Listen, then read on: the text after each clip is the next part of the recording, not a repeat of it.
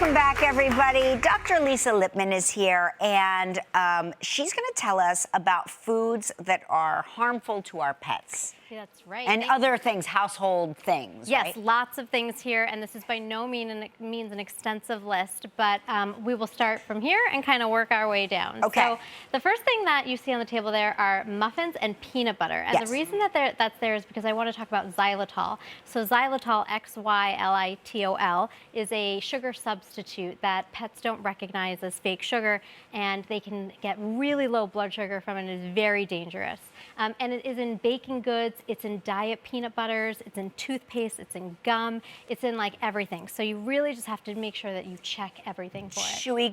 Chewy got into the sugar-free gum once, and it was a very bad. Scary. It was very bad. Very we scary. were very alarmed. Oh, I'm so glad. Yeah. Okay, so scary. Yeah.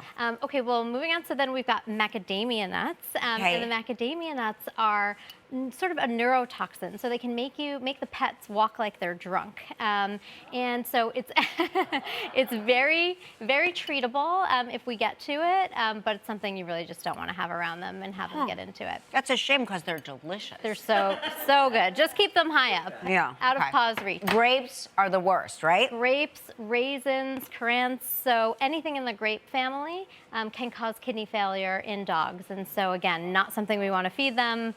Onions? Onions. So onions can actually cause, it takes a large quantity of onions, but onions can actually cause a hemolytic anemia. So it happens about 3 days later, and it can be very bad. So we want it raw or cooked onions, because I get that question a lot. Wow, I did not know that. Yep, so chocolate, so a lot of people know about chocolate, but what you might not know is that the darker the chocolate, the more toxic. So signs of chocolate toxicity will start within about 6 to 12 hours. You'll see agitation, panting, tremors. If you see any of that, you just want to get to the vet. So anything coming from your pocket cannot go into the dog's mouth. What about avocado? Avocados. So avocados get a really bad rap because they're so toxic to rabbits, goats, cows. But if a dog gets a little bit of the flesh of the fruit, it's actually not that toxic. They don't want to get the skin or the pit, but otherwise, if they get your stash, it's not the worst thing. Right, don't panic.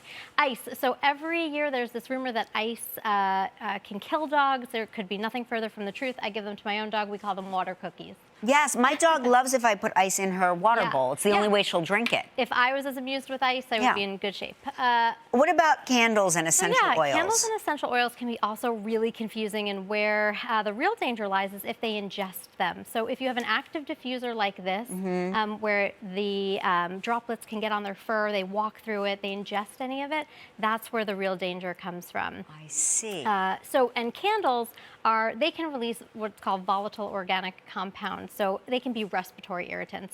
They're not as toxic necessarily as the essential Because they're oils. higher up, right? And they're higher up. They don't have droplets, and they don't typically ingest as much of it. So that's that. What about plants and flowers? So plants, again, by no means an extensive list, but here's some of the most dangerous plants. So sago palm, cute but dangerous. I swear I've never even seen that before. I'm like, it's like so from outer cute. space. So dangerous. So signs of toxicity can start within about 15 minutes to a few hours, can cause fulminant liver failure in dogs. All parts of the plants are toxic.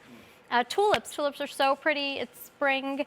We really want to plant them, but the bulbs are really toxic. Dogs get into trouble when they dig up the bulbs, they eat them, and it can cause respiratory distress, gastric irritation, things like that. Azaleas, also so pretty. All plants of the parts are really toxic, can cause heart failure. So really not something that we want to mess with. And lilies. So lilies are toxic to both dogs and cats, but cats especially, and it's the pollen that gets them. What's really interesting is the pollen can just fall to the ground. They walk through it, they lick their paws, and then they go into kidney failure. Oh, and wow. So it's something we really want to avoid. Wow. All right, we're going to take a commercial break. When we come back, Ryan's going to join us for tips on home remedies and grooming. More with Dr. Lisa Lippman. Stick around. Kisses. All right, back with Dr. Lisa. Kisses. Honey, kisses.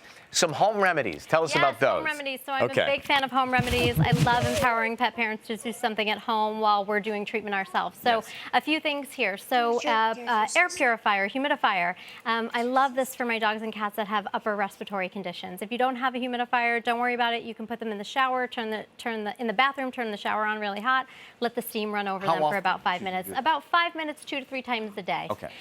If you cut their nails too short, then they might bleed. So at-home remedies for this, I can't compete with the pets. I can't. Sorry. Want a treat? So you can put flour on them or ice to stop the bleeding, or you can get something called Quick Stop, which we actually use in the clinic. For wounds, for little paw infections, I love Epsom salt soaks. You can just soak their paw in there. Oh, really? Yeah, it's actually pretty good for them. Or Pividine iodine for wounds. You make a very light tea-colored solution and just rinse their wounds. Never hydrogen peroxide. Damaging to cells, it stings, and it's no bueno. Okay, so, and then we move on to dental care. So just some good ways to know if your pet, if it's time for a checkup. I think that it's good to visit your veterinarian every year to check their teeth because they're so good at hiding pain, especially in their mouth.